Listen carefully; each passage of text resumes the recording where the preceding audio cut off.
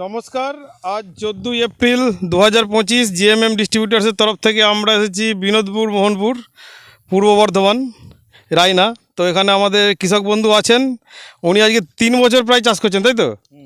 তো ওনার জমি কোনোদিন ভিডিও হয়নি, আজ পর্যন্ত আমাদের আর্কাইভে ওনার ভিডিও নেই, এবং উনি বহুদিন থেকে চাষ করছেন। অন্যান্য জমিতে ওনার ভিডিও করা, কিন্তু একদম এটা কী বলবো, তেপান্তরের মাঠ বলা যেতে পারে। কি রাস্তা দেখা যাচ্ছে না দুদিক দিয়েই, এইদিকে গোতান আর এইদিকে সেই বিনোদপুর বর্ধমান রাস্তা দেখা যাচ্ছে, মানে বহু দূরের রাস্তা।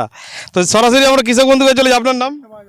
আমার নাম প্রদীপ্ত কুণ্ডু, গ্রাম মোহনপুর, আপনার post Bajekumarpur, PS Madhabdihi, block Raina 2, Purba Bardhaman. Jackpot দিয়ে কত বছর চাষ করছেন? 3.5 বছর ধরুন। কী কী ক্ষতি হয়েছে এখন পর্যন্ত? ক্ষতি বলতে রাসায়নিক সারের পরিমাণ কমেছে, কীটনাশকের পরিমাণ কমেছে, ধানের ক্ষতি হয়েছে না লাভ ওয়েট হয়েছে? বেড়েছে। অবশ্যই লাভ হয়েছে, খরচও কমেছে। এক নম্বর, 2 নম্বর হচ্ছে আপনার ধানের ওয়েট। মেন রাসায়নিক সার দিয়ে, গতানুগতিক রাসায়নিক সার দিয়ে ধানের ফলন গড় একটা 14 থেকে 15 খানা করে ধানের ফলন হচ্ছিল। সেইটা আমরা জ্যাকপট আর বলটা দিয়ে আমাদের সেই প্রোডাকশানটা 17 খানা 18 খানা, মানে রাসায়নিক সার থেকে 2 খানা করে আমরা প্রোডাকশান বেশি পাচ্ছি। সেই হিসেবে আমরা বর্ষা এবং বোরো আমরা এই বর্ষাকাল আপনার ধান উল্টে ছিল?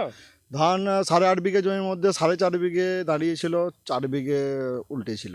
এবং পাশাপাশি সেই জমিগুলো পাশে আম্রপালি ছিল, তাদের লগির জল বয়ে এসেছিল, ওই জন্যই বেশি ক্ষতিটা হয়েছিল। তো মোটামুটি গড় ওই ধান ওই 7 খানা 8 খানা, খুব বেশি হলে 9 খানা করে এরকম ধান হয়েছে। আমাদের এগ্রিভিটা আর নির্মলা 80 এই দুটো প্রোডাক্টের কি কাজ পেয়েছেন? নির্মলা পাউচটা আর কি, ছোট পাতাটা। যেটা পাউচটা সেটা আমরা গতানুগতিক প্রথম থেকেই দিই। সেটার মানে পাঁচকাঠির সংখ্যাটা বাড়ায় এবং ঝাড়টা আনে। এও যে নতুন যেটা এসছে নির্মলা 80 আর নির্মলা এগ্রিভিটা, এও মানে আমরা বুঝতে পারছি না পাতার সঙ্গে কি ফারাক। নতুন এসছে আমরা দিলাম, খারাপ নয়, একই কাজ হয়েছে। বীজতলা দিয়েছিলেন কিরকম? হ্যাঁ, বীজতলা দিয়েছিলাম। বীজটা 7 দিনে, যে বীজটা আমার 15 দিন টাইম লাগতো রুইতে, সেটা 7 দিনে। এক ছবি দিয়েছিলাম, তার আগে একদিন আগে আমরা দিয়েছিলাম ন্যানো প্লাস। সেই ন্যানো প্লাসটা দেওয়ার পরের দিন তা আমরা দিয়েছিলাম এগ্রিভিটা আর এগ্রি 80।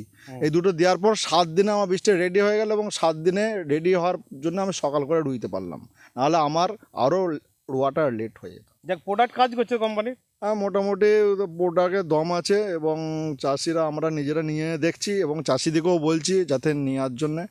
এবং চাষি নিলে তার খরচও কম হবে। রাসায়নিক সারের সঙ্গে বা রাসায়নিক যে সমস্ত ভিটামিন আছে তাদের থেকেও খরচ কম। আমি চাষিকে বলবো সবাই ব্যবহার করার জন্যে। ধানের শীষ একটা দেখান দেখি কেমন শীষ হয়েছে। ধানের শীষ এগুলো হচ্ছে আমাদের বল বা জ্যাকপট দেওয়া আছে।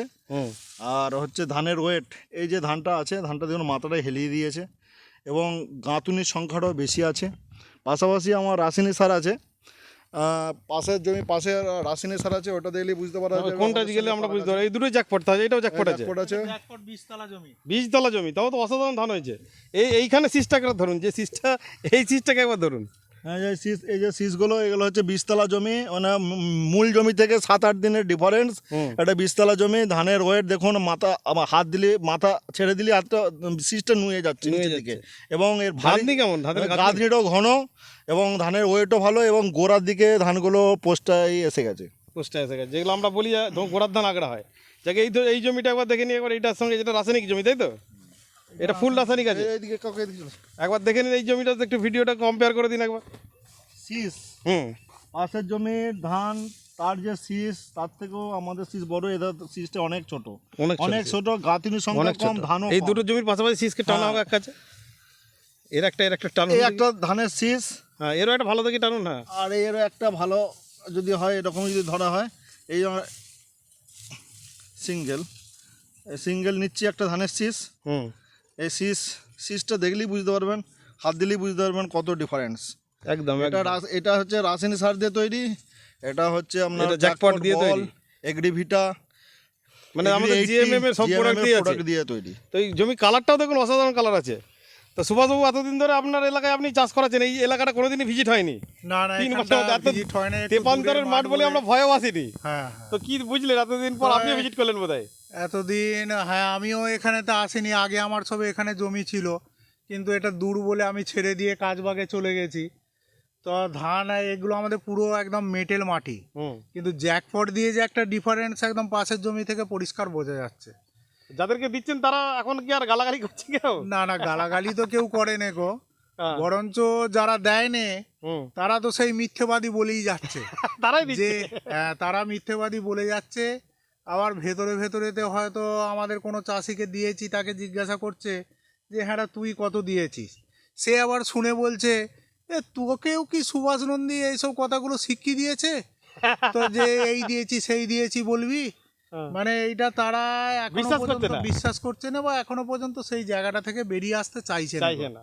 যাক, আপনাদের উপকার হচ্ছে তো, আপনারা যে চার একদম বছর- একদম একদম মানে আমাদের উপকার হচ্ছে, রাসায়নিক সারের দোকানদারদের ক্ষতি হচ্ছে।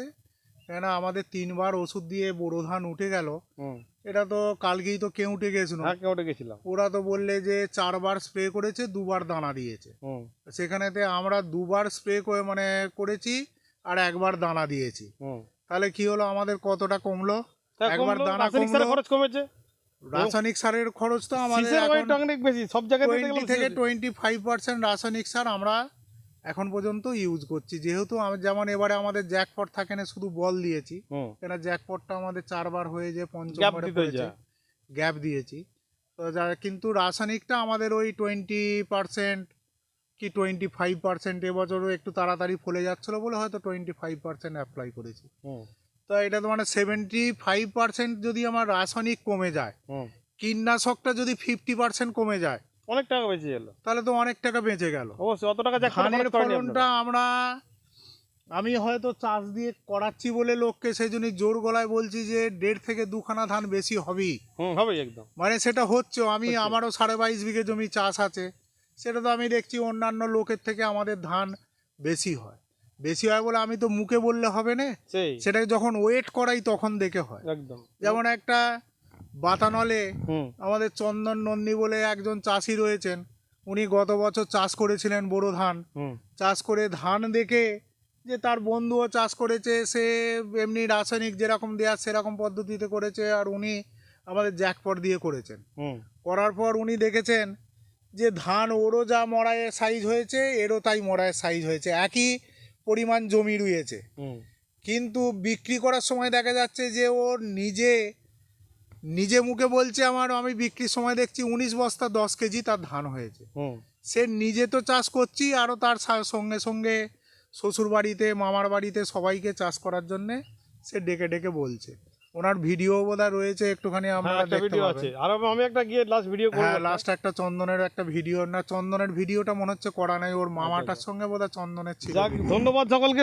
সূর্য ডুবে গেছে, অন্ধকার নামছে, মাঠ ছেড়ে বেরিয়ে যেতে হবে। কেন অনেক তো late হবে রাস্তা। হ্যাঁ, অনেকটা রাস্তা দূরে, বহুত দূর এদিকে রাস্তা, আমাদের বাইক অনেক দূরে রাখা আছে। তো অসাধারণ ধানের যে গোছ আমরা দেখছি ধানের, এবং এটাতে উনি বলছেন কোনো পরিমাণ একদম নাইট্রোজেন দেননি, সেটা তো অসাধারণ ধান।